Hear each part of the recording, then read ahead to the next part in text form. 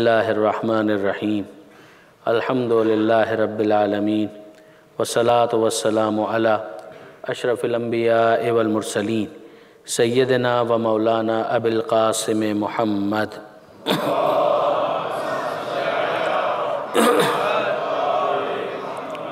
و اہل بیتہ الطیبین الطاہرین المعصومین المظلومین المنتجبین المنتخبین المیامین لا سیما علی الامام المنتظر والحجۃ الثانی عشر الذین اذهب اللہ عنہم الرجس وطہرہم تطہیرا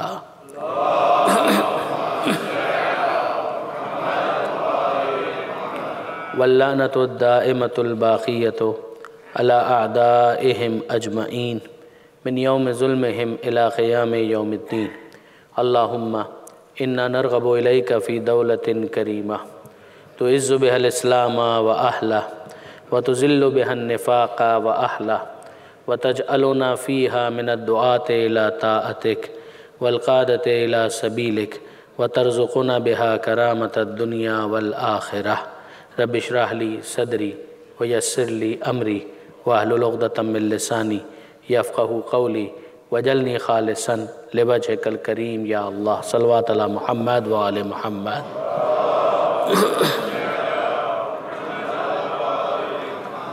اما بعد فقد قال اللہ سبحانہ وتعالی فی القرآن الحکیم بسم اللہ الرحمن الرحیم وَأَذِّن فِي النَّاسِ بِالْحَجِّ يَأْتُوكَ رِجَالًا وَعَلَى كُلِّ ضَامِرٍ يَأْتِينَ مِن كُلِّ فَجٍّ عَمِيقٍ صلوات علی محمد وآل محمد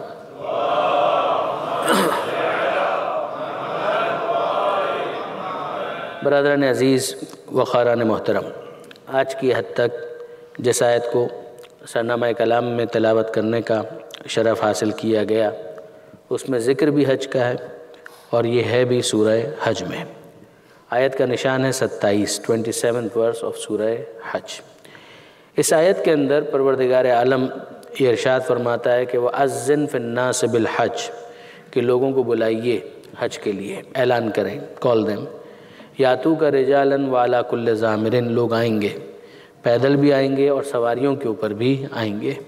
یاتین من کل فج عمیق اور آئیں گے اور دور دراز کے علاقوں سے سفر کر کے ٹریول کر کے وہ یہاں تک پہنچیں گے۔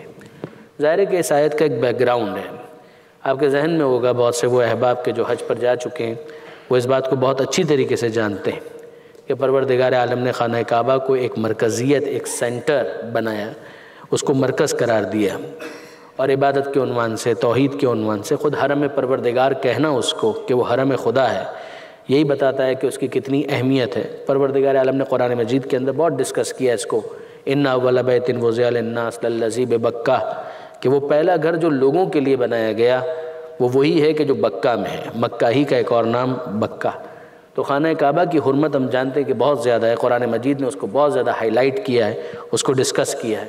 مگر اب آپ غور فرمائیے کہ بیک گراؤنڈ یہ ہے کہ حضرت آدم علیہ السلام کے زمانے ہی کے اندر خانہ کعبہ کی بنیاد تو رکھی جا چکی ہے، یعنی اگر یہ کسی کے ذہن میں ہے کہ حضرت ابراہیم علیہ السلام نے خانہ کعبہ کو بنایا تو یہ غلط ہے۔ خود قرآن مجید کے اندر اگر آپ دیکھیں تو پروردگار عالم نے اس کو ڈسکس کیا کہ وَإِذْ يَرْفَعُ إِبْرَاهِيمُ الْقَوَاعِدَ مِنَ الْبَيْتِ وَإِسْمَاعِيلُ کہ وہ وقت یاد کرو کہ جب ابراہیم نے اسماعیل کے ساتھ مل کر خانہ کعبہ کی بنیادوں کو ریز کیا ہے۔ ایک ہوتا ہے بنانا اور ایک ہوتا ہے کہ بنیاد وہاں پر موجود ہے، فاؤنڈیشن وہاں پر ہے، اس کو ریز کیا جا رہا ہے، اس کو رینوویٹ کیا جا رہا ہے۔ جیسے کہ زمانے کے گزرنے کے ساتھ ساتھ نو ڈاؤٹ خانہ کعبہ اس موقع پر نظر نہیں آ رہا تھا، لیکن وہاں پر اسی جگہ پر پروردگار عالم نے اس کی بنیادوں کو محفوظ کیا ہوا تھا، اور لیکن اس کے باوجود کہ خانہ کعبہ نظر نہیں آ رہا تھا اس کی اہمیت تھی، اسی جگہ کو مرکز کے عنوان سے پروردگار عالم نے باقی رکھا۔ میں اکثر یہ بات کہا کرتا ہوں کہ اگر آپ غور کریں تو یہ خود غیبت کی اہمیت کے اوپر ایک بہت بڑی دلیل ہے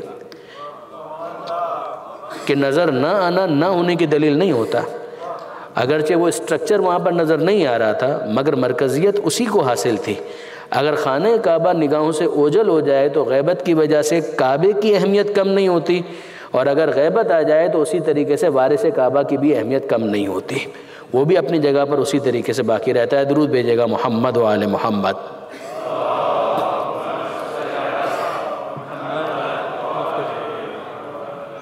ایک مرتبہ اور درود بھیج دیں محمد و آل محمد.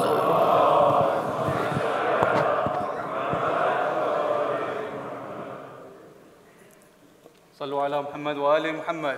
اللہ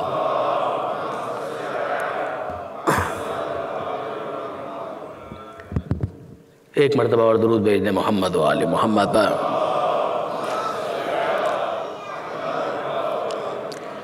تو وہ خانہ کعبہ کے اسٹرکچر وہ نظر نہیں آ رہا، مگر قبلہ صرف اس اسٹرکچر کا نام تو نہیں ہے. خانہ کعبہ اگر اپنی برکس کے ساتھ، اپنی اینٹوں کے ساتھ نظر نہ بھی آئے تو وہ جگہ اپنی جگہ پر اہمیت رکھتی ہے. لہٰذا حضرت ابراہیم علیہ السلام کے زمانے میں گویا یہ ہوا کہ وہ مقام کے جو اپنی اہمیت کے ساتھ موجود تھا مگر پردہ غیبت میں تھا، اس کے ظہور کا وقت ہو گیا تو اس کو ظاہر کر دیا گیا. اور پھر پروردگار عالم فرماتا ہے وَإِذْ يَرْفَعُ إِبْرَاهِيمُ الْقَوَاعِدَ مِنَ الْبَيْتِ وَإِسْمَاعِيلُ. اسماعیل نے بھی ان کی مدد کی. اب آپ غور کیجئے کہ حضرت ابراہیم علیہ السلام جب چھوڑ کر جا رہے تھے تو اسماعیل علیہ السلام تو بہت چھوٹے تھے، وہ اس وقت تو اس پوزیشن میں نہیں تھے کہ حضرت ابراہیم علیہ السلام کو اسسٹ کر سکیں اس کو ری بلڈ کرنے کے لیے. مگر وہاں پر بھی آپ دیکھیں تو حضرت ابراہیم علیہ السلام کی دعا جو قرآن مجید نے کوٹ کی ہے وہ کیا ہے؟ انی اسکنت من ذریتی بواد غیر ذی زرع عند بیتک المحرم. یعنی یہ آیت کا انداز اس آرگومنٹ کو اور زیادہ اسٹرنگتھن کرتا ہے کہ پروردگار فرماتا ہے کہ اس موقع پر ابراہیم نے کیا دعا مانگی. ابراہیم علیہ السلام جناب حاجرہ کو اور جناب اسماعیل کو، بچہ ہے، شیرخوار ہے، مگر اسے چھوڑ کر جا رہے ہیں. عام حالات میں یہ جائز بھی نہیں ہوگا. غور کیجئے گا، اگر آپ میں سے کسی سے یہ کہا جائے کہ آپ اپنے بچے کو چھوڑ دیجئے کسی ایسی جگہ پر کہ جہاں پانی موجود نہیں ہے، تو کیا آپ یہ کام کریں گے؟ نہ آپ یہ کام کریں گے، نہ آپ کو اس کام کرنے کی شریعت اجازت دے گی. یہ اسپیشل آرڈر ہے پروردگار عالم کی طرف سے جو خاص ابراہیم علیہ السلام کو دیا گیا تھا ان دا کیس آف جناب حاجرہ اینڈ جناب اسماعیل علیہ السلام. تو اس موقع پر ابراہیم علیہ السلام دعا کیا مانگتے ہیں؟ انی اسکنت من ذریتی بواد غیر ذی زرع. کہ اے پروردگار میں چھوڑ کر جا رہا ہوں اپنی بعض ذریت کو، ذریت یعنی پروجنی، اپنی بعض ذریت یعنی اس میں سے کچھ کو، جناب اسماعیل کو، بواد غیر ذی زرع، ایک ایسی وادی میں چھوڑ کر جا رہا ہوں کہ جہاں پر زراعت نہیں ہوتی. یعنی وہ لینڈ فرٹائل نہیں ہے، وہ اس قابل نہیں ہے کہ وہاں پر ایگریکلچرل کوئی ایکٹیویٹی ہو سکے، کوئی کلٹیویشن ہو سکے. It's not possible. ایک ایسی جگہ پر میں چھوڑ کر جا رہا ہوں، مگر یہاں پر کیا ہے کہ جس کے پاس میں چھوڑ کر جا رہا ہوں؟ ان دا بیتک المحرم، تیرے محترم گھر کے پاس میں چھوڑ کر جا رہا ہوں. اے ابراہیم، ابھی تو آپ نے خانہ کعبہ کو بلڈ نہیں کیا ہے، مگر یہ ابراہیم علیہ السلام واقعاً اسی بات کو سمجھا رہے ہیں کہ بلڈ تو ہم اس وقت کریں گے کہ جب اسماعیل بڑے ہو جائیں، مگر ابھی ہم نے بلڈ نہ بھی کیا ہو تو اس کی فاؤنڈیشن موجود ہے. یہ غیبت پر ہمارا ایمان ہے کہ وہ نظر نہ بھی آ رہا ہو تو ہم یہی کہیں گے کہ ان دا بیتک المحرم کے گھر بھی موجود ہے اور اس کا احترام بھی ضرور ہے. محرم کا لفظ استعمال کیا ہے. درود بھیجیے محمد و آل محمد پر.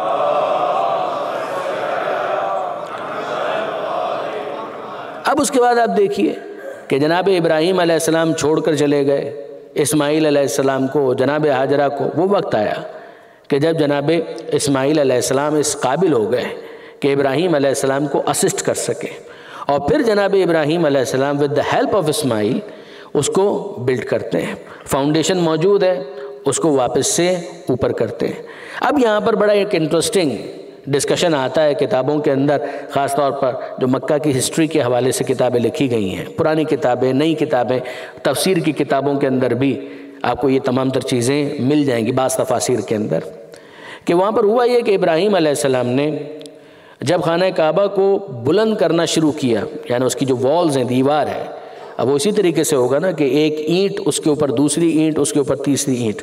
آج بھی وہ پہاڑ موجود ہے کہ جس کا نام ہے جبل کعبہ. وہ جبل کعبہ اسی لیے کہلاتا ہے. آپ میں سے وہ احباب کے جو فریکوینٹلی حج پر جاتے ہیں، ممکن ہے کہ انہوں نے اس ویسینٹی کو وزٹ کیا ہو کہ جہاں پر وہ پہاڑ موجود ہے. Not very far from the holy کعبہ، اسے قریب ہی ہے. ہم لوگ ایک عرصے تک وہیں پر اسی ویسینٹی کے اندر رہا کرتے تھے حج کے دوران. تو وہ جبل کعبہ کہتے اس لیے تھے کہ وہاں سے ان پتھروں کو لیا گیا تھا کہ جن سے بالآخر خانہ کعبہ کو بنایا گیا اور اس کو بلند کیا گیا. تو ابراہیم علیہ السلام کر یہ رہے تھے کہ دیواروں کے لیے، دیوار کو بلند کرنے کے لیے ایک بریک، اس کے اوپر دوسری، اس کے اوپر تیسری، اس کے اوپر چوتھی، اسی طریقے سے وہ دیوار کو بنا رہے تھے۔ اسماعیل علیہ السلام ان کو پاس آن کر رہے تھے۔ اب ظاہر ہے کہ ایک ہیومن ہائٹ ہے، اس کے مطابق تو انہوں نے اس کو بلڈ کر لیا، اس کو ریز کر لیا، مگر ابھی حکم پروردگار کے مطابق اسے اور زیادہ بلڈ کرنے کی ضرورت تھی۔ اس موقع پر کیا کیا جائے؟ ہاتھ جہاں تک جا رہا ہے وہاں تک تو وہ برکس رکھ دی ہیں، لیکن اب اور اس کو اوپر کرنا ہے تو کیا کیا جائے؟ اس موقع پر انتظام قدرت یہ ہوا پروردگار عالم کی طرف سے کہ ایک پتھر کی طرف حضرت ابراہیم علیہ السلام کو متوجہ کیا گیا، بڑا پتھر، کہ اس کے اوپر کھڑے ہو جاؤ۔ جناب ابراہیم علیہ السلام اس کے اوپر کھڑے ہوئے، and it acted like a lift۔ اس کے اوپر ابراہیم علیہ السلام کھڑے ہوئے اور پھر وہ اوپر ہو رہا ہے۔ جتنا ابراہیم علیہ السلام دیوار کو بلند کرنا چاہ رہے تھے اتنا ہی وہ پتھر بلند ہو جاتا تھا۔ بعد میں اسی پتھر کو کہا گیا مقام ابراہیم۔ یہ جو آج بھی قرآن مجید نے اس کو ریکارڈ کیا ہے، محفوظ کیا ہے، اتخذوا من مقام ابراہیم مصلی، کہ مقام ابراہیم کو اپنا مصلی بناؤ، وہاں پر نماز پڑھنی ہے۔ ذرا غور کیجئے، اس کا بیک گراؤنڈ یہ ہے کہ ابراہیم علیہ السلام اس کے اوپر کھڑے ہوئے، کھڑے ہونے کے بعد انہوں نے according to the required level, جو اس کے لیے ضروری تھا اتنا اس دیوار کو بلند کیا، اینٹیں رکھیں، اور پھر خانہ کعبہ کا اسٹرکچر تیار ہو گیا۔ اب یہ وہ موقع ہے کہ جب پروردگار عالم نے ابراہیم علیہ السلام سے یہ کہا، وَأَذِّن فِي النَّاسِ بِالْحَجِّ، اے ابراہیم لوگوں کو بلاؤ، بالحج، حج کے لیے بلاؤ، یاتوک رجالن، لوگ آئیں گے، پیدل بھی آئیں گے، سواریوں پر بھی آئیں گے، یاتین من کل فج عمیق، اور دور دراز کے علاقوں سے لوگ گیدر ہو کر، کنورج ہو کر یہاں پر آئیں گے۔ ابراہیم علیہ السلام کا ایک سوال ملتا ہے اس موقع پر، اور کتنا اچھا ہوا کہ ابراہیم علیہ السلام نے یہ سوال کر لیا تاکہ ہم سب کے لیے یہ میسج بن جائے قیامت تک کے لیے۔ ابراہیم علیہ السلام ask a very good question. ان کا سوال کیا تھا کہ اے پروردگار، میری آواز کہاں تک جائے گی؟ کہاں تک میری آواز جائے گی؟ میں لوگوں کو بلاؤں گا، میری آواز کہاں تک لوگوں کو جائے گی؟ کوئی رسپونڈ بھی کرے گا یا نہیں کرے گا؟ ایک ایسی جگہ پر خانہ کعبہ بنایا ہے، ایک ایسی جگہ پر اس کی دیواروں کو بلند کیا ہے کہ جہاں پر کلٹیویشن بھی نہیں ہے، یہ تو پہلے ہی اناؤنسمنٹ ہو چکا ہے۔ یہاں پر کون آئے گا؟ یہاں پر کون وزٹ کرنے کے لیے آئے گا؟ یہاں پر کون زیارت کرنے کے لیے آئے گا؟ کون حج کرنے کے لیے آئے گا؟ کون ان زحمتوں کو برداشت کرنے کے لیے آئے گا؟ ابراہیم علیہ السلام کا سوال تو بڑا لاجیکل ہے۔ پروردگار عالم نے جواب کیا دیا؟ جواب یہ تھا، اے ابراہیم، علیک الاذان وعلینا البلاغ، اے ابراہیم اعلان کرنا تمہارا کام ہے، بات کو پہنچانا ہمارا کام ہے۔ تم اس بات کے ذمہ دار ہو کہ اعلان کر دو، اس کے بعد لوگ آتے ہیں نہیں آتے ہیں، یو آر ناٹ رسپانسبل، یہ تمہاری ذمہ داری نہیں ہے۔ تمہارا کام صرف اتنا ہے کہ تم لوگوں کو میسج دے دو، اس کے بعد لوگ آتے ہیں بسم اللہ، اور نہیں آتے تو کوئی بات نہیں، تمہاری ذمہ داری اس سے زیادہ نہیں ہے۔ دیکھیے برادران عزیز، واقعاً یہ بہت امپورٹنٹ ہے سمجھنا کہ اتنا بڑا جو کانگریگیشن ہوتا ہے حج کا، جو آج تک چلا آ رہا ہے، اس کے بیک گراؤنڈ کے اندر صدا ابراہیم کی ہے کہ ابراہیم علیہ السلام نے سب کو آواز دی، اور ابراہیم علیہ السلام نے کس شان سے آواز دی؟ جب پروردگار عالم نے کہہ دیا کہ اے ابراہیم یہ کام تم کرو، لوگوں تک آواز کا پہنچانا یہ ہمارا کام ہے۔ ابراہیم علیہ السلام اسی پتھر پر کھڑے ہوئے جس کو بعد میں مقام ابراہیم کہا گیا، اسی پتھر پر وہ پتھر بلند ہوا۔ اب یہ تاریخ کی کتابوں کے اندر لکھا ہوا کہ وہ پتھر بلند ہوا، اتنا بلند ہوا، اتنا بلند ہوا کہ حضرت ابراہیم علیہ السلام کے سامنے گویا پوری دنیا آ گئی۔ وہ بلندی پر ہے، پوری دنیا، یہ پورا زمین کا معاملہ ان کی نگاہوں کے سامنے ہے، اور ابراہیم علیہ السلام اس موقع پر اعلان کرتے ہیں، ہلموا الی الحج، ہلموا الی الحج، ہلموا الی الحج، آؤ حج کے لیے آؤ، آؤ حج کے لیے آؤ، آؤ حج کے لیے آؤ۔ ابراہیم علیہ السلام کی آواز، جو اردو کا محاورہ ہے کہ صدا بصحرا، ثابت نہیں ہوئی۔ ایسا نہیں ہوا کہ ابراہیم علیہ السلام نے کہا ہو اور اسے کسی نے رسپونڈ نہ کیا ہو، نہ، سننے والوں نے سنا۔ اب یہ ظاہر ہے کہ معاملہ جو عمومی باؤنڈریز ہیں جنرل، اسے کراس کر گیا۔ یہ آواز کس کس نے سنی؟ جو ابراہیم علیہ السلام لوگوں کو بلا رہے ہیں۔ یہ آواز کس کس نے سنی؟ جتنے افراد اس وقت موجود تھے زمین پر، لکھا ہے کہ ان سب کے کانوں تک یہ آواز پہنچی، سب نے سنی۔ صرف اتنا کہ نہیں، صرف اتنا نہیں، جتنے افراد زمین پر موجود تھے انہوں نے تو یہ آواز سنی، بات اس سے آگے بڑھی، جو افراد شکم مادر میں موجود تھے انہوں نے بھی ابراہیم علیہ السلام کی آواز سنی، انہوں نے بھی سنی، یعنی وہ بچے جو ماں کے پیٹ میں ہیں، ووم آف دا مدر، انہوں نے بھی حضرت ابراہیم علیہ السلام کی آواز سنی۔ صرف اتنا کہ اتنا نہیں، وہ افراد کہ جو اپنے باپ کے پشت میں تھے، اسلاب میں، اسلاب پدر میں، وہاں پر بھی انہوں نے اس آواز کو سنی۔ یہی میں کہہ رہا ہوں کہ جو عام طور پر جو باؤنڈریز ہوتی ہیں معاملہ اس کو کراس کر گیا۔ ابراہیم علیہ السلام کی آواز کہاں تک گئی؟ تمام افراد جو موجود تھے انہوں نے سنا، وہ جو ماؤں کے پیٹ میں تھے انہوں نے سنا، اور وہ جو اسلاب پدر میں تھے انہوں نے بھی اس آواز کو سنا۔ اور اب اس کے بعد یہ جو جملہ آگے آ رہا ہے اس کی میں کیا سائنٹیفک توجیہ کروں، مگر یہ جملہ موجود تو ہے۔ جبر و اختیار کے باب میں جو بحث ہے وہ اپنے مقام پر، مگر یہاں پر ایک بہت ہی عجیب بات جو روایت کے اندر آئی وہ یہ کہ جنہوں نے اس موقع پر حضرت ابراہیم علیہ السلام کی پکار کا جواب دیا، یہی وہ افراد ہیں جو قیامت تک حج کرنے کی سعادت حاصل کرتے رہیں گے۔ اچھا آپ ذرا غور کیجئے، یہ جو حاجی حضرات جاتے ہیں تو کیا جملہ کہتے ہیں؟ پہلا جملہ کیا ہے ان کا جملہ پہلا یہی کہ لبیک حاضر ہوں۔ یہ حاضر ہوں کا مطلب کیا ہے؟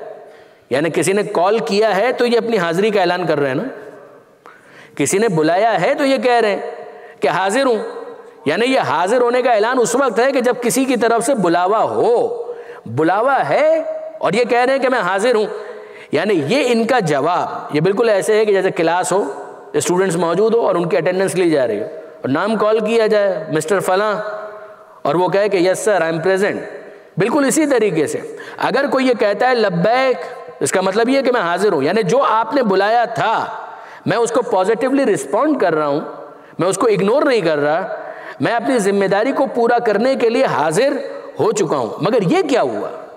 اس کے فوراً بعد جو لفظ آیا ہے وہ کیا ہے؟ اہل علم تشریف فرمائیں، لبیک یا ابراہیم لبیک، جملہ یہ تو نہیں ہے، لبیک یا خلیل اللہ لبیک، جملہ یہ تو نہیں ہے، لبیک یا نبی اللہ لبیک، یہ بھی نہیں ہے۔ پکارا کس نے؟ حضرت ابراہیم نے۔ جواب ہم کس کو دے رہے ہیں؟ لبیک اللہم لبیک، حاضر ہوں اے اللہ میں حاضر ہوں۔ بعض نے کہا کہ یہ صدا حضرت ختمی مرتبت کی طرف سے، جس کی طرف سے بھی ہو، مگر جواب یہ نہیں ہے ہمارا کہ لبیک یا ابراہیم لبیک، نہ ہمارا جواب یہ ہے کہ لبیک یا رسول اللہ لبیک، جواب ہمارا ہے لبیک اللہم لبیک۔ تو جتنے حاجی ہیں اگر ان سے ہم سوال کریں کہ پکارا تو ابراہیم نے، پکارا تو نبی نے، تم یہ کیوں کہہ رہے ہو کہ لبیک اللہم لبیک؟ تو وہ یہی کہیں گے کہ انہوں نے اپنی پرسنل کیپیسٹی میں نہیں بلایا تھا، انہوں نے پروردگار کی نمائندگی میں بلایا تھا۔ جو نمائندگی یہ پروردگار کے فلسفے کو سمجھ لے اس کو وسیلہ خدا سمجھنے میں مشکل نہیں آنی چاہیے۔ درود بھیجئے محمد و آل محمد پر۔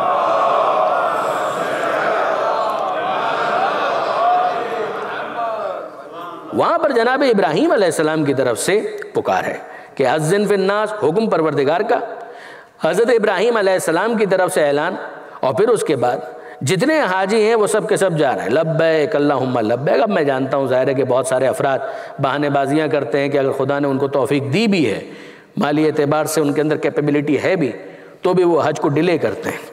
یہ بات ذہن میں رکھیے گا کہ بہرحال اگر کسی کے اوپر حج واجب ہو چکا ہے اور پھر بھی وہ اس کو ڈیلے کرتا ہے تو وہ ایسا ہی ہے کہ جیسے اس نے اس حکم پروردگار کو اگنور کیا، اور اس کے نتیجے میں اس کی موت یہودی کی ہو، نصرانی کی ہو، وہ جو بھی ہو، لیکن بہرحال اس کے لیے بہت سخت الفاظ استعمال ہوئے ہیں قد نظر ان تمام باتوں کے۔ مگر آئیے واپس کہ اب ابراہیم علیہ السلام نے یہ کہہ تو دیا، حضرت علامہ ذیشان در جوادی علی اللہ مقامہ، کیا شخصیت تھے، انہوں نے ایک مقام پر تحلیل کرتے ہوئے، اب ظاہر ہے کہ وہ اہل زمان بھی اور اتنے بڑے خطیب، تو انہوں نے بہت پیارا ایک نقطہ بیان کیا، اور میں محسوس کر رہا ہوں کہ آپ میں سے کچھ بہرحال صاحبان ذوق ہیں تو ان کے لیے یہ گزارش کر رہا ہوں کہ انہوں نے اس چیز کو بیان کرنے کے بعد کہ ابراہیم علیہ السلام نے پکارا اور سننے والوں نے سن بھی لیا، یعنی زمین پہ جتنے افراد موجود تھے ان سب نے سن لیا، ماں کے پیٹ میں جو بچے موجود تھے انہوں نے سن لیا، اور اسی طریقے سے اسلاب پدر کے اندر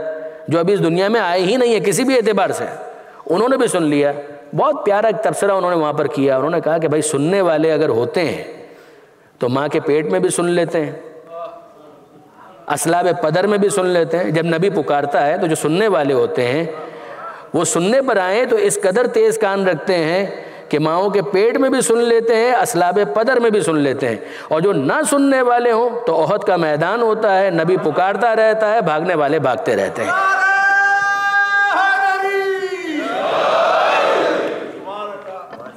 درود بھیجے گا محمد و آل محمد پہ۔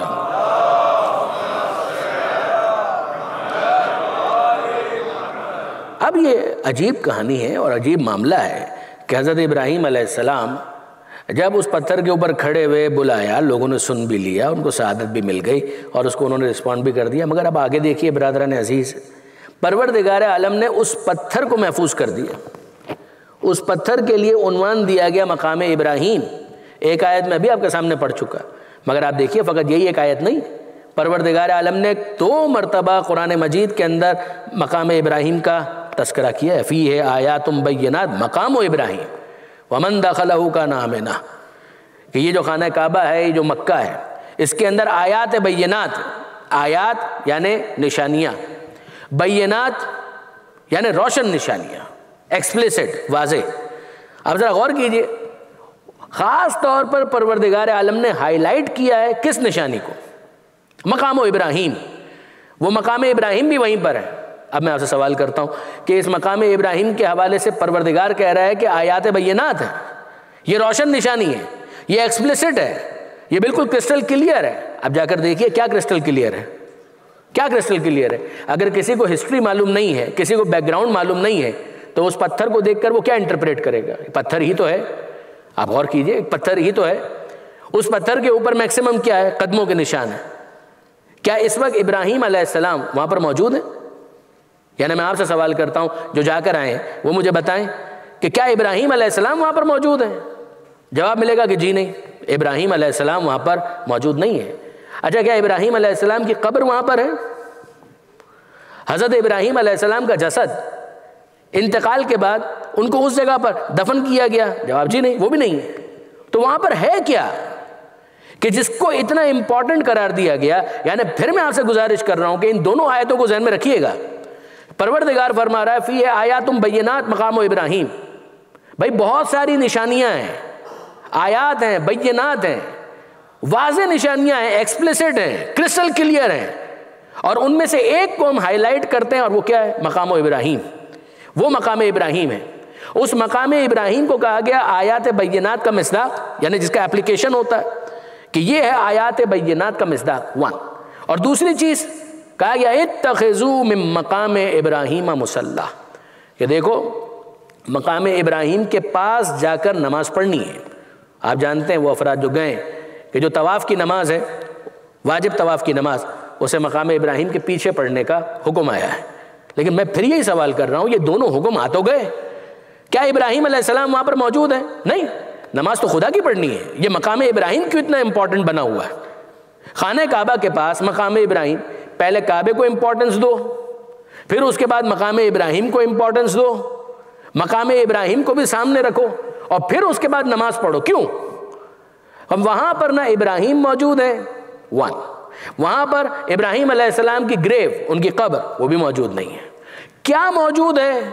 کبھی کسی زمانے میں ابراہیم علیہ السلام اس پتھر کے اوپر کھڑے ہوئے تھے، کبھی کسی زمانے میں ابراہیم علیہ السلام اس پتھر کے اوپر کھڑے ہوئے تھے۔ مارک مائی ورڈز، نشان قدم ابراہیم آج بھی موجود ہے، صرف نشان موجود ہے۔ مگر پروردگار عالم کہتا ہے کہ کبھی ہمارا خلیل اس کے اوپر کھڑا ہوا تھا، کبھی حجت خدا، اس کے قدم اس پتھر کے اوپر آئے تھے۔ اب یہ پتھر عام پتھر نہیں ہے، اس پتھر کی عبادت نہیں کرنی ہے، مگر جس معبود کی عبادت کرنی ہے اس کے لیے نماز پڑھتے ہوئے اس پتھر کو اپنے سامنے قرار دو۔ وجہ کیا ہے؟ کہ حجت خدا کے قدموں کے نشان آ گئے. اب یہ پتھر عام پتھر نہیں ہے برادران عزیز، یہ حج ہمیں سمجھا رہا ہے، یہ اصول ہمیں دیا جا رہا ہے کہ یاد رکھنا. پہلی بات تو یہ ہے کہ جو پروردگار عالم سے منسوب ہو جائے، خدا اس یادگار کو محفوظ رکھنا چاہتا ہے، ایک. اور دوسری چیز یہ کہ اگر حجت خدا کے قدموں کے نشان کسی پتھر پر آ جائیں تو وہ پتھر عام پتھر نہیں رہتا، وہ مقام ابراہیم بن جاتا ہے. بس اگر یہ اصول سمجھ میں آ جائے تو پھر اس نتیجے تک پہنچنے میں دیر نہیں لگے گی کہ اگر حجت خدا کے قدموں کے نشان پتھر پر آ جائیں تو پتھر مقام ابراہیم بن جاتا ہے، اور حجت خدا کے خون کے نشان خاک میں آ جائیں تو وہ خاک خاک شفا بن جاتی ہے. درود بھیجیے محمد و آل محمد پر.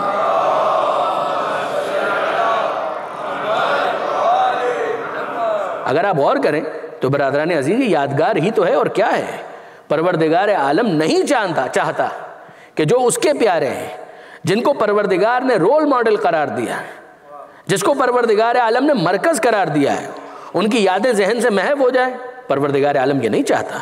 لہٰذا پروردگار عالم نے واضح طور پر ان تمام تر چیزوں کو پریزرو کرنے کا، محفوظ رکھنے کا، انہیں عبادت کا حصہ بنانے کا حکم دے دیا. معبود وہی ہے مگر ان یادگاروں کی حفاظت ہونا ضروری ہے. آگے بڑھ جائیے، دیکھیے برادران عزیز، یعنی اسی حج کے اندر کعبہ ہمیں نظر آتا ہے، اسی کے اندر مقام ابراہیم ہمیں نظر آتا ہے، وہیں پر ہمیں صفا اور مروہ کی پہاڑیاں نظر آتی ہیں. یعنی انداز تو آپ دیکھیے، تیور تو دیکھیں پروردگار عالم کے. پروردگار فرماتا ہے کہ ان الصفا والمروۃ من شعائر اللہ فمن حج البیت او اعتمر فلا جناح علیہ ان یطوف بہما. کہ یقیناً فار شور صفا ماؤنٹ اور مروہ یہ دونوں پہاڑیاں ہیں، یہ دونوں ماؤنٹ ہی تو ہیں چھوٹے چھوٹے. آج تو اتنا ان کو کم کر دیا گیا کہ بظاہر وہ پہاڑیاں بھی پہاڑیاں نہیں لگتی، خاص طور پہ مروہ.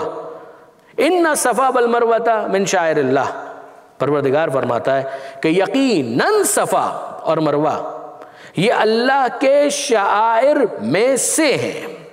من ہے یہاں پر، یعنی جو عربی سے واقفیت رکھتے ہیں وہ جانتے ہیں کہ میں کیا کہہ رہا ہوں.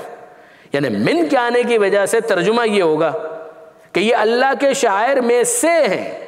صرف یہی نہیں ہے، ایک تو یہ ہوتا ہے کہ ہم ایک فائنل لسٹ دے دیں کہ بھائی یہ ہے اللہ کے شاعر، نہ، یہ نہیں کہا. یہ کہا گیا کہ یہ اللہ کے شاعر میں سے ہیں. شاعر شعیرہ کی جمع ہے اور اس کا مطلب بھی ہوتا ہے نشانی کا. علامہ سید علی نقی صاحب نے اور اسی طریقے سے آیت اللہ ناصر مکارم شیرازی تفسیر نمونہ کے اندر بھی اگر آپ دیکھیں گے تو یہ بحث موجود ہے. وہ آیتیں کہ جن میں پروردگار عالم نے لفظ شاعر کو ڈسکس کیا ہے، کم سے کم 3 آیتیں تو اس وقت میرے پیش نظر ہیں. ایک یہی کہ جس میں پروردگار عالم فرماتا ہے کہ ان الصفا والمروۃ من شعائر اللہ، یقیناً صفا اور مروہ یہ اللہ کے شاعر میں سے ہیں. فمن حج البیت او اعتمر، جو آئے خانہ خدا کے حج کے لیے، او اعتمر یا عمرہ کرنے کے لیے، فلا جناح علیہ ان یطوف بہما، تو ان کے لیے کوئی حرج نہیں ہے کہ وہ صفا اور مروہ کے درمیان سعی کریں.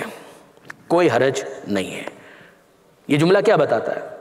میں اپنے نوجوان دوستوں سے پوچھ رہا ہوں کہ جو خاص طور پر یہاں پر موجود ہیں، مجھے بتائیں یہ جملہ کیا بتاتا ہے؟ اس کا مطلب کیا ہے؟ کہ کوئی حرج نہیں ہے، یعنی کرنا چاہو تو کر لو، دیر از نو پرابلم، لیکن نہیں کرو تو کوئی ایشو بھی نہیں ہے. بس یہ انداز اگر قرآن مجید سے استنباط کا ہو جائے تو پھر دین کو دور سے سلام کر کے فارغ ہو جائے گی، اگر واقعاً یہی انداز ہوگا. اب آپ دیکھیں شیعہ ہیں، سنی ہیں، جتنے بھی ہیں، فقہ ہیں، ان سب کے انٹرپریٹیشنز کو دیکھ لیں، سب یہی کہتے ہیں کہ صفا اور مروہ کے درمیان سعی کرنا ضروری ہے. اس کے بغیر حج بھی نہیں ہوگا، اس کے بغیر عمرہ بھی نہیں. جان بوجھ کر اگر کوئی چھوڑ دے صفا اور مروہ کے درمیان سعی تو اس کا حج باطل. شیعہ فقہ کے اندر بھی یہی ہے، برادران اہل سنت کی فقہ کے اندر بھی یہی ہے، ایک کنسنسس ہے. مگر الفاظ کیا ہیں؟ الفاظ تو یہ ہے کہ اگر کوئی آتا ہے حج کے لیے، اگر کوئی آتا ہے عمرے کے لیے، فلا جناح علیہ، تو کوئی حرج نہیں ہے. لا جناح علیہ یہی ترجمہ ہوگا، ان یطوف بہما، دیر از نو ایشو. اگر وہ ان دونوں کے درمیان صحیح کر لے تو کوئی حرج نہیں ہے. اس کا مطلب واپس میں پوچھنا چاہ رہا ہوں، آپشن کر لو تو اچھی بات ہے، نہیں کرو تو کوئی پرابلم بھی نہیں ہے. بیک گراؤنڈ کو سمجھے بغیر اگر آیت کو انٹرپریٹ کیا جائے گا تو اسی طرح سے انسان قدم قدم پر ٹھوکر کھائے گا۔ اسی لیے کہا گیا تھا کہ کتاب کافی نہیں ہے جب تک محمد مصطفیٰ کی حدیث کو ساتھ نہ رکھو۔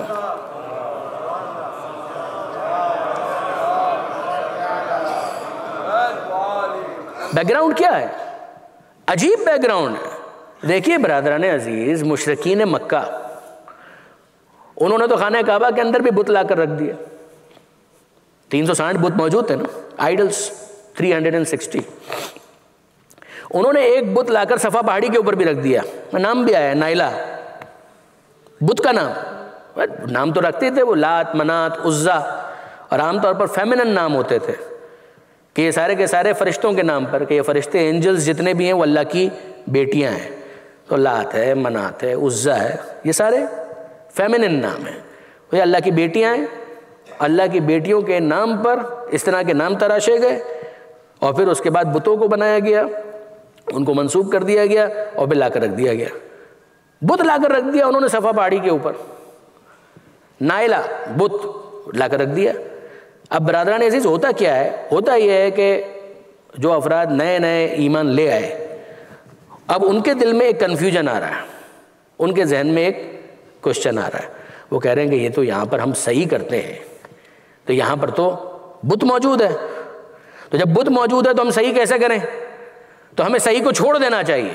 یہ ہے بیک گراؤنڈ۔ یہ سوال جب کیا گیا پیغمبر اکرم سے تو پیغمبر اکرم نے وحی کی روشنی میں اس کا جواب دیا۔ اب میں آپ سے پوچھتا ہوں کہ اگر اس سوال کو آپ مائنس کر دیں تو آپ آپشن سمجھیں گے، لیکن اگر اس سوال کو ذہن میں رکھیں گے تو سمجھ میں آئے گا کہ جو کام آلریڈی کمپلسری تھا، ذہن میں آنے والے کنفیوژن کو دور کرنے کے لیے یہ جواب اس آیت کے اندر دیا گیا۔ کیا کہا گیا کہ بھئی ان صفت، تم یہ کیوں دیکھ رہے ہو کہ وہاں پر بت موجود ہے؟ یہ تو ناجائز قبضہ ہے، یہ تو انکروچمنٹ ہے۔ اس انکروچمنٹ کی وجہ سے جو جسٹیفائیڈ معاملہ ہونا چاہیے اس کو آپ اگنور کر دیں گے۔ اگر خانہ کعبہ کے اندر بت لا کر رکھ دیے گئے تو خانہ کعبہ کا طواف ترک کر دیں گے۔ سمجھایا یہ جا رہا ہے، ایک میچور ایٹیچیوڈ کی طرف ذہنوں کو لایا جا رہا ہے کہ جو غلط ہو رہا ہے اس کو روکو، مگر جو اصل عبادت ہے اس کو قربان کر کے کوئی کارنامہ کیا یہ مت سمجھو۔ بہت توجہ کیجئے گا۔ کئی مرتبہ دین کے حوالے سے جو افراد ریفارمز کا ایجنڈا لے کر آتے ہیں، ان کا ایجنڈا ہو سکتا ہے اس کے اندر خلوص نیت موجود ہو، مگر دین کا کام دین کے طریقے سے کیا جائے گا۔ دین کا کام اپنی مرضی سے نہیں کیا جائے گا، یاد رکھیے گا۔ دین کا کام دین کے طریقے سے کیا جائے گا۔ میں کہنا یہ چاہ رہا ہوں کہ اگر کوئی بت پرستی کے خلاف ہے اور وہ کہے کہ بھائی یہ بت اس وقت صفا پہاڑی پر موجود ہے تو اب ہم کیا کریں گے؟ کہ ہم صحیح ہی نہیں کریں گے۔ دوسرا ہے وہ کہے کہ بھائی یہ بت ہم تو اس کے خلاف ہیں، وہ خانہ کعبہ کے اندر رکھے ہوئے، تو اب ہم کیا کریں گے؟ خانہ کعبہ طواف ہی نہیں کریں گے۔ دوسرا اگر کہے کہ نہیں خانہ کعبہ کے اندر بت ہے تو ہم نماز بھی خانہ کعبہ کی طرف رک کر کے نہیں پڑھیں گے۔ ارے آپ پیغمبر اکرم سے زیادہ توحید کو سمجھنے والے ہو گئے۔ پیغمبر اکرم جب 13 برس تک مدینہ ہجرت کرنے سے پہلے، جبکہ فارملی قبلہ بھی خانہ کعبہ نہیں تھا، بیت المقدس تھا، اہل علم جانتے ہیں کہ پیغمبر اکرم کا اس وقت بھی طریقہ کار یہ تھا کہ وہ بیت المقدس کی طرف رخ اس طرح سے کرتے تھے کہ خانہ کعبہ سامنے رہے۔ انہوں نے خانہ کعبہ کو اگنور نہیں کیے۔ کیا بت اس وقت موجود نہیں تھے؟ بت موجود تھے، مگر بتوں کے ہونے کی وجہ سے کعبے کی حرمت پر فرق نہیں آتا۔ ناجائز قبضہ کبھی حقانیت کی دلیل نہیں ہوا کرتا۔ بہت توجہ کیجئے گا۔ یعنی میں کہنا یہ چاہتا ہوں کہ بتوں کے ناجائز قبضے کی وجہ سے کعبے کی حرمت پر کوئی فرق نہیں آتا، اور اگر کسی انسان کا ناجائز قبضہ ہو جائے تو منبر رسول کی حرمت پر کوئی فرق نہیں آتا۔ درود بھیجئے محمد و آل محمد پر۔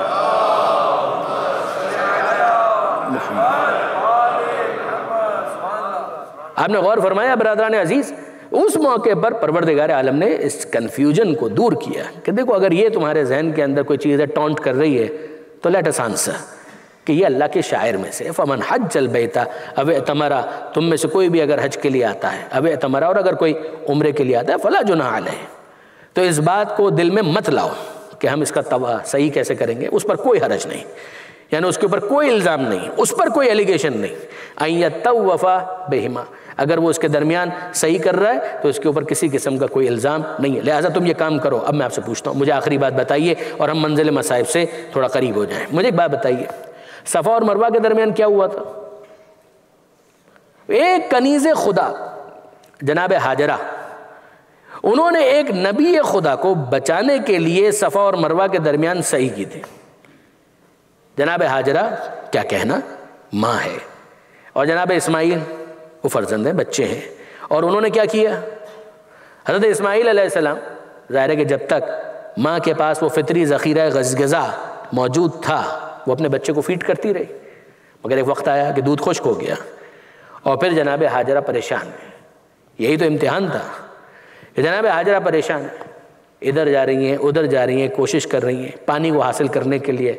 صفا سے جاتی ہیں مروہ کی طرف، نظر آتا ہے کہ شاید وہاں پر پانی ہے، وہاں پر لپکتی ہیں، وہاں پہنچتی ہیں تو پتہ چلتا ہے کہ چمکتی ہوئی ریت تھی، مراج، سراب. واپس پیچھے کی طرف دیکھتی ہیں تو لگتا ہے کہ شاید وہاں پر پانی ہے، ابھی وہیں سے ہو کر آئی ہیں. مگر یہ ماں کا دل ہے، کوئی اس سے پوچھے؟ اس کو ذرا سی امید لگتی ہے، وہ بھاگتی ہے، دوڑتی ہے، ادھر کی طرف جاتی ہے، پھر وہاں سے یہاں، پھر یہاں سے وہاں، 7 مرتبہ یہ کام ہوا. اور جناب اسماعیل جہاں پر ایڑیاں رگڑ رہے تھے، بلک بلک کر رو رہے تھے، وہیں پر وہ چشمہ زمزم جاری ہو گیا. زمزم تو کہنے کی وجہ سے جناب ہاجرہ نے کہا نا زمزم رک جا، اور اس کے گرد منڈیر بنا دی. لوگ اس سے استفادہ کر رہے ہیں. ایک بہت اچھا سوال بعض علماء نے ریز کیا کہ ہم کہیں پروردگار، میں اپنے نوجوان دوستوں کے لیے خاص طور پر یہ عرض کر رہا ہوں کہ ذرا وہ سمجھیں کہ اسلام کس فلسفی کی طرف آپ کو لانا چاہتا ہے. میں نے ابراہیم علیہ السلام کی دعا کا تذکرہ کیا، اس میں بھی یہ بات آئی. اور اب ذرا جناب ہاجرہ کے کیس میں ذرا دیکھیے. ہاجرہ نے 7 مرتبہ چکر لگائے، اور اتنی آسانی سے نہیں. آج تو ایئر کنڈیشن ہال وہاں پر موجود ہے، چھت ڈلی ہوئی ہے، ایئر کنڈیشن چل رہے ہیں، گرمی کا کوئی احساس نہیں ہے. That was not the case at that time. جناب ہاجرہ جب وہاں پر وہ صحیح کر رہی تھی اور بچہ بلک رہا ہے. میں آپ سے سوال کرتا ہوں، مجھے ایک بات بتائیے، اللہ کے علم میں سب کچھ ہے؟ جواب جی ہاں. علیم بذات الصدور، تمہارے دلوں کے اندر جو خیال بھی آتا ہے وہ بھی خدا کو پتہ ہے. قرآن ہے علیم بذات الصدور، تمہارے دلوں کے اندر سینے میں اگر کوئی خیال بھی آتا ہے، کوئی تھاٹ، خدا اس سے بھی واقف ہے. وہ ہر چیز کے اوپر قدرت رکھتا ہے، یا اس کو بھی سورسز کو گیدر کرنا پڑتا ہے. کن فیکون، جب وہ کسی چیز کا ارادہ کر لے کہتا ہے ہو جا، اور وہ چیز ہو جاتی ہے. ان اللہ علی کل شیء قدیر، آپ سب کو یہ آیتیں رٹی ہوئی ہیں. اللہ ہر چیز کے اوپر قدرت رکھتا ہے. ایسا ہی نا؟ میں آپ سے سوال کرتا ہوں، مجھے اتنا بتائیے، علم اس کو ہے کہ اسماعیل پیاسے ہیں، قدرت پروردگار کے پاس ہے، وہ پانی کو فراہم کر سکتا ہے، تو یہ 7 چکر کیوں لگوائے؟ یہ 7 چکر کیوں لگوائے؟ اور پھر اس کے بعد سارے حاجی ہر سال جاتے ہیں، عمرہ کرنے والے جاتے ہیں اور اسی طریقے سے چکر لگا رہے ہیں صفا اور مروہ کے درمیان. What is the message? پیغام کیا ہے اس کے اندر؟ کام کیوں کروایا جا رہا ہے؟ دیکھیے برادران عزیز، یاد رکھیے گا، پروردگار عالم نے اپنے ڈیزائن کو سمجھایا ہے، پروردگار عالم نے ہاؤ کو ایکسپلین کیا ہے، کس طریقے سے چیزیں اس دنیا کے اندر ہوں گی اس کو سمجھایا ہے. ہم فردر ایلوبریٹ کریں گے انشاءاللہ کل، مگر ذرا غور کیجئے گا کہ پروردگار عالم سمجھانا چاہتا ہے کہ اس یونیورس کے اندر، اس دنیا کے اندر، اس کائنات کے اندر ہاؤ چیزیں کیسے آگے بڑھیں گے. تم کو اچھا لگتا ہے کہ تم کو برا لگتا ہے، this is how things will evolve. اسی طریقے سے چیزیں آگے بڑھیں گی. وہ خدا جو جانتا سب ہے، اس کے علم میں سب کچھ ہے، وہ خدا جو ہر چیز کے اوپر قدرت بھی رکھتا ہے، اس کو پتا ہے کہ اسماعیل پیاسے ہیں، 1، اس کو پتا ہے کہ پانی وہاں سے برآمد کرنا ہے، اس کے منصوبے میں شامل ہے، مگر وہ پیغام یہ دے رہا ہے کہ دیکھو ہماری عنایتیں تمہاری طرف متوجہ ہوں گی، مگر تمہاری سعی کے بعد، تمہاری کوشش کے بعد. ابراہیم سے بھی یہی کہا تھا کہ ابراہیم آواز دینا تمہارا کام، پہنچانا ہمارا کام، جس کو پہنچانا ہے ہم آواز پہنچا دیں گے. بالکل اسی طریقے سے اے ہاجرہ اس وقت تمہارا امتحان صرف اتنا ہے کہ تم کچھ دیر کے لیے اپنے بچے کو بلکتے ہوئے دیکھو. تمہارے دل میں ماں کے جذبات کس نے رکھے؟ ہم نے رکھے. ماں تمہیں کس نے بنایا؟ ہم نے بنایا. بیٹا تمہیں کس نے دیا؟ ہم نے دیا. کیا امتحان ہوگا؟ بالکل امتحان ہوگا. یہ بات آئی کیا کہ امتحان ہوگا؟ بالکل امتحان ہوگا. مگر اس امتحان کا مطلب کیا ہے؟ اس امتحان کے لیے پروردگار عالم ہر ایک کے ظرف کو دیکھتا ہے. لا یکلف اللہ نفسا الا وسعہا. اللہ کسی کو اس کے ظرف سے زیادہ، اس کی کیپیسٹی کے بیونڈ تکلیف نہیں دے گا. اس کو زحمت اتنی دی جائے گی کہ جتنی اس کی کیپیسٹی ہے. ہاجرہ کی کیپیسٹی اتنی تھی کہ بس کچھ دیر کے لیے بچے کو تڑپتا دیکھے. یہ امتحان اس کا لیا گیا. اس دوران ہاجرہ سے ایکسپیکٹیشن کیا ہے؟ اے ہاجرہ اپنے آپ کو سسپینڈ مت کر دو، معطل مت کر دو. Effort should continue. تمہارا اسٹرگل جاری رہنا چاہیے، تمہاری محنت کنٹینیوسلی ہونی چاہیے. تمہیں صفا اور مروہ کے درمیان سمبولیکلی اسی لیے دوڑایا جا رہا ہے کہ جہاں امید لگے تم اس امید کے ساتھ اپنی ایفرٹس کو جوڑ دو، کوشش کرو.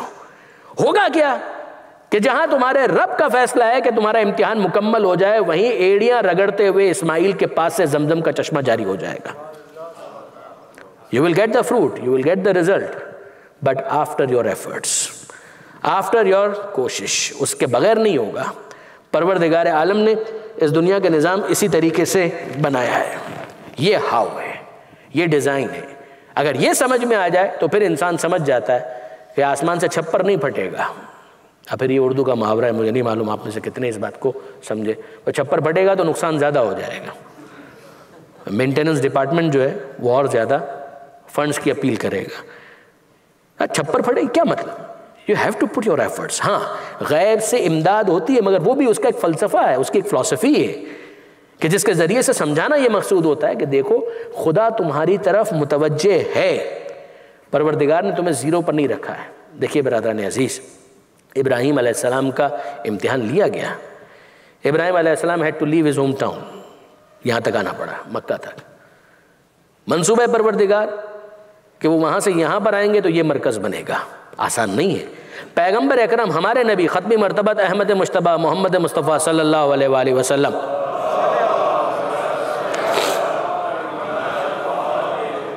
پیغمبر اکرم he had to leave مکہ. وہ مکہ جو مرکز بن چکا تھا اس مکہ کو چھوڑنا پڑا پیغمبر اکرم کو. اور جب پیغمبر اکرم مکہ کو چھوڑ رہے تھے اس موقع پر پیغمبر اکرم یہ دعا مانگ رہے تھے، اے کہ پروردگار میں وہاں سے جا رہا ہوں جو جگہ مجھے بہت پسند ہے، تو مجھے وہاں لے جا کہ جو تجھے بہت پسند ہے. مدینہ منورہ کی طرف ہجرت کرتے ہوئے پیغمبر اکرم نے یہ دعا مانگی تھی. ابراہیم نے اپنا ہوم ٹاؤن چھوڑا، مکہ ہے ہجرت. اسماعیل کو چھوڑا ہے، جناب ہاجرہ کو چھوڑا. جناب ختمی مرتبہ مکہ چھوڑ کر جا رہے ہیں. ایک اور ہجرت. اور آج ہمیں یاد کرنا ہے حسین مظلوم کی ہجرت کو. مدینہ منورہ چھوڑ کر جا رہے ہیں. سید الشہداء مدینہ منورہ چھوڑ کر جا رہے ہیں. وہ جگہ کہ جہاں پر نانا کی قبر موجود ہے اس جگہ کو چھوڑ کر جا رہے ہیں. وہ جگہ کہ جہاں پر ماں کی قبر موجود ہے اس جگہ کو چھوڑ کر جا رہے ہیں. وہ جگہ کہ جہاں پر بھائی حسن کی قبر موجود ہے اس جگہ کو چھوڑ کر جا رہے ہیں. کبھی کبھی میں سوچتا ہوں کہ شب عاشور حسین کے لیے زیادہ سخت تھی یا وہ رات زیادہ سخت تھی کہ جو حسین ابن علی نے مدینے میں آخری رات گزاری ہے. مدینہ منورہ اس کا مطلب کیا ہوا؟ وہ گلیہ کہ جہاں پر اپنے بھائی کی یادگار حسین کے دل کے اندر موجود ہے. مسجد نبوی کا ممبر دیکھتے ہیں تو یاد آ جاتا ہے کہ اچھا یہی تو وہ جگہ تھی کہ جہاں سے اتر کر نانا نے مجھے اپنی گود میں لیا تھا، خطبہ توڑ کر مجھے اپنی گود میں لیا تھا. یہی مسجد نبوی تو وہ ہے کہ جہاں پر میں محراب میں پشت رسول کے اوپر سوار ہو گیا تھا، نانا نے سجدے کو طولانی کر دیا تھا. اور اب حسین ابن علی کے لیے یہ وقت آ گیا کہ حسین کو مدینہ چھوڑنا پڑے گا، مدینہ ترک کرنا پڑے گا. حسین ابن علی آئے، قبر رسول کے اوپر آئے، رخصت ہوئے ہیں. نانا کی قبر سے بھی رخصت ہوئے، ماں کی قبر سے بھی رخصت ہوئے، اور بھائی کی قبر سے بھی جنت البقیع میں رخصت ہوئے. جب نانا کی قبر پر آئے ہیں تو یہ الفاظ ملتے ہیں مقاتل کے اندر کہ حسین مظلوم نے پروردگار کو مخاطب کر کے کہا بس عزیزان آپ رونے کے لیے آئے ہیں، آپ گریے کے لیے آئے ہیں، حسین کو یاد کرنے کے لیے آئے ہیں، زہرا کو پرسہ دینے کے لیے آئے ہیں۔ حسین مظلوم کیا کہتے ہیں؟ اللہم ھذا قبر نبیک، اے میرے پروردگار یہ تیرے نبی کی قبر ہے، وَأَنَا ابْنُ بِنْتِ نَبِيِّكَ، اور میں تیرے نبی کی بیٹی کا بیٹا ہوں، قد حضرنی من الامر ما قد علمت، اے پروردگار وہ وقت آ گیا کہ جو یقیناً تیرے علم میں ہے۔ اے پروردگار میں معروف سے محبت کرتا ہوں، منکر سے نفرت کرتا ہوں، میرے لیے اس راستے کا انتخاب کرنا کہ جس میں تیری رضا ہو، میں تجھے راضی کرنا چاہتا ہوں۔ عزیزو یاد کیجئے گا کہ کربلا کے اندر حسین مظلوم نے یہی جملہ کہا تھا کہ رضن بقضائک و تسلیما لامرک، جب اصغر کا لاشا ہاتھ پر تھا تو یہی جملہ تھا نا کہ رضن بقضائک و تسلیما لامرک، کہ اے پروردگار میں تیری رضا پر راضی ہوں، میں تیرے امر کے آگے سر تسلیم خم کرتا ہوں۔ انا للہ و انا الیہ راجعون۔ عزیزان غور کیجئے، یہ نانا کی قبر کہ جہاں پر حسین ابن علی آئے۔ عجیب بات مقتل نگاروں نے بیان کی کہ جب حسین نانا کی قبر پر آئے تو قدم جمع کر چل رہے تھے، جب اپنے بھائی کی قبر پر آئے تو قدم جمع کر چل رہے تھے، جیسے کوہ وقار باوقار اس طریقے سے حسین ابن علی چل رہے تھے۔ مگر جب ماں کی قبر پر آئے تو اس طرح سے آئے کہ جس طرح سے چھوٹا بچہ اپنی ماں کی طرف لپکتا۔ قبر جناب سیدہ پر آ کر حسین مظلوم کہتے ہیں السلام علیک یا امہ، اے میری ماں فاطمہ زہرا آپ پر میرا سلام ہو۔ قبر زہرا سے جواب آیا وعلیک السلام یا مظلوم الام، اے ماں کے مظلوم بیٹے تجھ پر بھی ماں کا سلام۔ وعلیک السلام یا غریب الام، اے ماں کے پردیسی بیٹے تجھ پر بھی ماں کا سلام۔ وعلیک السلام یا شہید الام، اے ماں کے شہید بیٹے تجھ پر بھی ماں کا سلام۔ ماں کی قبر سے رخصت ہوئے، بھائی کی قبر سے رخصت ہوئے، اور عجیب بات یہ ہے کہ پھر نانا کی قبر پر آئے۔ نانا کی قبر سے فقط ایک مرتبہ رخصت نہیں ہوئے۔ علامہ سید علی نقی کہتے ہیں کہ دیکھیے یہ آپ کو تجربہ ہوگا جب آپ زیارتوں کے لیے جاتے ہیں، کربلا جاتے ہیں، نجف جاتے ہیں، تو ہوتا کیا ہے؟ ایک ہے الوداعی زیارت، ایک تو جب پہنچتے ہیں تب زیارت کرتے ہیں، ایک الوداعی زیارت ہوتی ہے نا۔ تو الوداعی زیارت کرنے کے بعد کیا ہوتا ہے؟ جب آپ باہر نکل رہے ہوتے ہیں تو باہر گھوم کر دیکھ رہے ہوتے ہیں کہ ایک مرتبہ اور زری کا منظر نظر آ جائے، ایک مرتبہ اور زری نظروں کے سامنے آ جائے۔ یہ کیوں ہوتا ہے؟ دل بے چین ہو رہا ہوتا ہے، کہہ رہے ہم وطن واپس جا رہے ہیں، اب واپس پتہ نہیں کب یہ زری دیکھنا نصیب ہو۔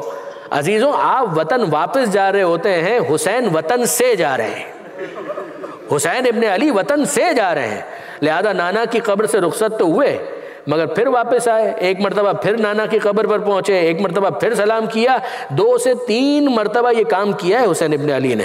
اور آخری مرتبہ ایک عجیب بات ہمارے سامنے آ گئی کہ آخری مرتبہ حسین ابن علی نے اپنا رخسار، اپنا گال قبر رسول کے اوپر رکھا اور حسین کو نیند آ گئی۔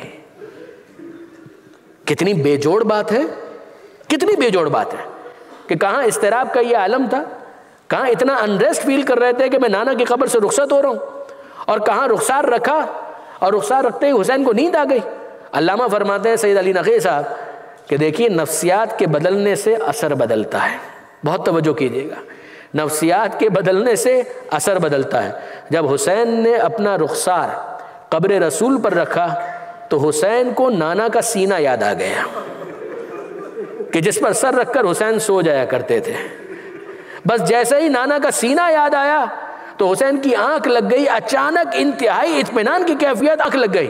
بس عزیزوں یہ سینے پر سونے کی رسم خاندان اہل بیت میں بہت دور تک گئی ہے۔ وہ نانا کا سینہ کہ جس پر حسین سر رکھ کر سویا کرتے تھے، اور وہ بابا کا سینہ جس پر سکینہ سر رکھ کر سویا کرتے تھے۔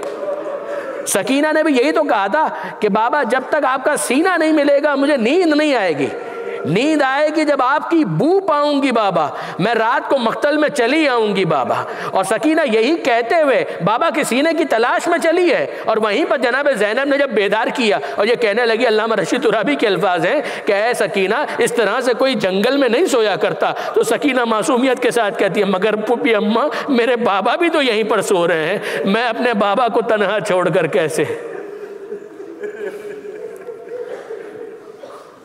وَلَعْنَةُ اللَّهِ عَلَى الْقَوْمِ الظَّالِمِينَ وَسَيَعْلَمُ الَّذِينَ ظَلَمُوا أَيَّ مُنْقَلَبٍ يَنْقَلِبُونَ۔ بار الہ اس قلیل توسل کو اپنی بارگاہ میں قبول فرما، مالک آنسوؤں کو جناب سیدہ کے رومال میں جگہ عطا فرما۔ اے پروردگار تجھے واسطہ محمد و آل محمد کا پریشان حال مومنین کی پریشانیوں کو دور فرما، عزاداری عزاداروں اور رضا خانوں کی حفاظت فرما، مراج اعظام کی حفاظت فرما، زمانے کے امام کے ظہور میں تعجیل فرما، ہمیں ان کے اعوان و انصار میں شمار فرما۔ ربنا تقبل منا انک انت السمیع العلیم وتب علینا انک انت التواب الرحیم۔